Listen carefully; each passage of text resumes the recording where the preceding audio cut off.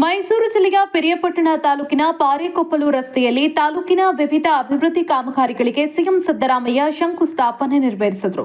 ಬಳಿಕ ಮಾತನಾಡಿದ ಅವರು, ಕಾಂಗ್ರೆಸ್ ಸರ್ಕಾರ ಚುನಾವಣಾ ಸಂದರ್ಭದಲ್ಲಿ ನೀಡಿದ ಭರವಸೆಗಳನ್ನು ಸಂಪೂರ್ಣವಾಗಿ ಈಡೇರಿಸುವುದರ ಮೂಲಕ ರಾಜ್ಯದ ಜನತೆಯ ಹಿತವನ್ನ ಕಾಪಾಡ್ತಾ ಇದೆ. ಆದರೆ ಅಭಿವೃದ್ಧಿಯನ್ನ ಸಹಿಸದ ಬಿಜೆಪಿ ಮತ್ತು ಜೆಡಿಎಸ್ ಪಕ್ಷವು ಇಲ್ಲಸಲ್ಲದ ಆರೋಪಗಳನ್ನ ಮಾಡುತ್ತಾ ಕಾಲಹರಣ ಮಾಡ್ತಾ ಇದೆ. ಇದಕ್ಕೆ ಯಾರೂ ಕೂಡ ಕಿವಿಗೊಡಬಾರದು ಅಂದ್ರು.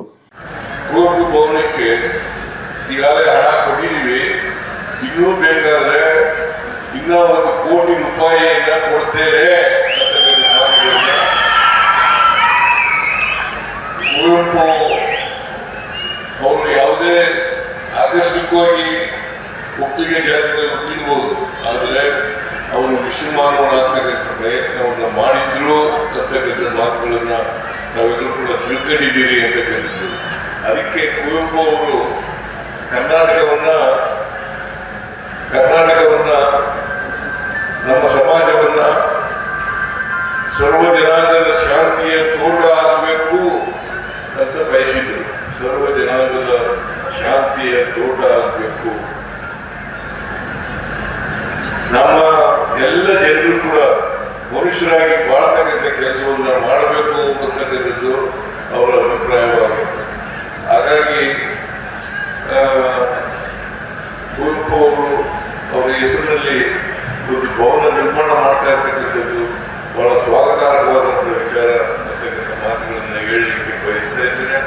ಅಲ್ಲಿಂದ ಇದಕ್ಕೆ ತರತಕ್ಕಂಥ ಹಣ ಇನ್ನೂ ಎಷ್ಟು ಖರ್ಚಾಗುತ್ತೆ ಅಷ್ಟು ಹಣವನ್ನ ಕೊಡ್ತೇನೆ ಅಂತಕ್ಕಂಥ ಮಾತುಗಳನ್ನ ಈ ಸಂದರ್ಭದಲ್ಲಿ ಹೇಳಲಿಕ್ಕೆ ಬಯಸ್ತಾ ಇದ್ದೇನೆ. ಆಮೇಲೆ ಶಿರೂರು ಮಲ್ಲಿಕಾರ್ಜುನ ಸ್ವಾಮಿ ದೇವಸ್ಥಾನ ಬೆಟ್ಟಕ್ಕೆ ಹೋಗ ರಸ್ತೆ ಇದು ಬಹಳ ಇದು ಸುಮಾರು 50 ಕೋಟಿ ರೂಪಾಯಿಗಳ ಅಂದಾಜಿನಲ್ಲಿ ರಸ್ತೆಯನ್ನು ಮಾಡ್ತಾ ಇದ್ದಾರೆ.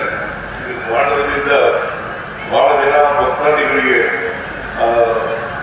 ದೇವಸ್ಥಾನಕ್ಕೆ ಸುಗಮವಾಗಿ ಹೋಗಿ ಬರಲಿಕ್ಕೆ ಅನುಕೂಲ ಆಗ್ತದೆ ಅಂತಕ್ಕಂಥ ಮಾತುಗಳನ್ನು ಕೂಡ ಹೇಳಲಿಕ್ಕೆ ಬಯಸ್ತಾ ಇದ್ದೇನೆ. ಉಪಮುಖ್ಯಮಂತ್ರಿ ಡಿಕೆ ಶಿವಕುಮಾರ್ ಮಾತನಾಡಿ, ತಾಲೂಕಿನ ಅಭಿವೃದ್ಧಿಯ ಪರವಾಗಿ ವೆಂಕಟೇಶ್ ಅವರು ಸರ್ಕಾರವನ್ನ ಬೆನ್ನು ಹತ್ತಿ ಸಾಕಷ್ಟು ಅಭಿವೃದ್ಧಿ ಯೋಜನೆಗಳಿಗೆ ಅನುದಾನವನ್ನ ತಂದಿದ್ದಾರೆ. ಕುವೆಂಪು ಭವನ ನಿರ್ಮಾಣಕ್ಕೂ ಕೂಡ ಅನುದಾನವನ್ನ ನೀಡುವಲ್ಲಿ ಪ್ರಾಮಾಣಿಕವಾಗಿ ಶ್ರಮಿಸುತ್ತೇನೆ. ರಾಜ್ಯದ ಜನತೆಗೆ ನೀಡಿದ ಗ್ಯಾರಂಟಿ ಯೋಜನೆಗಳು ಇಂದು ಅವರ ಬದುಕನ್ನ ಹಸನಾಗಿಸುವ ಕೆಲಸ ಮಾಡ್ತಾ ಇದೆ ಅಂತ ತಿಳಿಸಿದ್ರು. ಮನುಷ್ಯರ ಹುಟ್ಟು ಅಭ್ಯಾಸವಾದದ್ದು, ಸಾವು ಅನಿವಾರ್ಯ, ಜನನ ಉಚಿತ, ಮರಣ ಖಚಿತ ಅಂತ.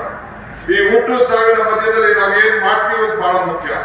ಹೀಗೆ ವೆಂಕಟೇಶ್ ಅವರು ಹೇಳಿದ್ರು, ನೋಡಯ್ಯ, ನಾನು ಇಷ್ಟು ಜನ ನನ್ನ ಬೆಳೆಸಿದ್ದಾರೆ, ನಾನು ಒಂದು ದೊಡ್ಡ ಕೊಡುಗೆ ಕೊಡಬೇಕು ಅಂತೇಳಿ ₹2 ಕೋಟಿ ವೆಚ್ಚದ ಈ ಭೂಮಿಯನ್ನ ಖರೀದಿ ಮಾಡಿ ಈ ತಾಲೂಕಿನ ಮಹಾಜನತೆಗೆ ಕೊಟ್ಟಿದ್ದಾರೆ ಅನ್ನೋದು ನನಗೆ ಹೇಳಲಿಕ್ಕೆ ಬಹಳ ಸಂತೋಷ ಆಗ್ತದೆ. ನಾವು ಸರ್ಕಾರದ ವತಿಯಿಂದ ಸಹಾಯ ಮಾಡ್ತೇವೆ, ಬೇರೆ ವಿಚಾರ. ಆದ್ರೆ ನಾನು ಕೂಡ ಅವರ ಕೋರಿಕೆ ಮೇಲೆ ₹1 ಕೋಟಿ ಹಣವನ್ನ ಈ ತಾಲೂಕಿಗೆ ಕೊಡುವಂತ ತೀರ್ಮಾನವನ್ನ ಮಾಡಿದ್ದೇವೆ. ಬಹಳ ಸಂತೋಷ ಆಗ್ತದೆ. ಈ ಸಂದರ್ಭದಲ್ಲಿ ಸಾರಿಗೆ ಸಚಿವ ರಾಮಲಿಂಗಾರೆಡ್ಡಿ, ಲೋಕೋಪಯೋಗಿ ಸಚಿವ ಸತೀಶ್ ಜಾರಕಿಹೊಳಿ, ಕಂದಾಯ ಸಚಿವ ಕೃಷ್ಣ ಬೈರೇಗೌಡ, ಕೃಷಿ ಸಚಿವ ಎನ್ ಚೆಲುವರಾಯಸ್ವಾಮಿ, ವಿಧಾನ ಪರಿಷತ್ ಸದಸ್ಯ ಡಾ ಡಿ ತಿಮ್ಮಯ್ಯ, ಕೆ ಶಿವಕುಮಾರ್, ಶಾಸಕರಾದ ಕೆ ಹರೀಶ್ ಗೌಡ, ಡಿ ರವಿಶಂಕರ್, ದರ್ಶನ್, ಧ್ರುವ ನಾರಾಯಣ್, ನಿಗಮ ಮಂಡಳಿ ಅಧ್ಯಕ್ಷ ಗಣೇಶ್, ಜಿಲ್ಲಾ ಕಾಂಗ್ರೆಸ್ ಅಧ್ಯಕ್ಷರಾದ ಡಾ ಬಿಜೆ ವಿಜಯಕುಮಾರ್, ಜಿಲ್ಲಾಧಿಕಾರಿ ಲಕ್ಷ್ಮೀಕಾಂತ್ ರೆಡ್ಡಿ ಸೇರಿದಂತೆ ಅನೇಕರು ಉಪಸ್ಥಿತರಿದ್ದರು.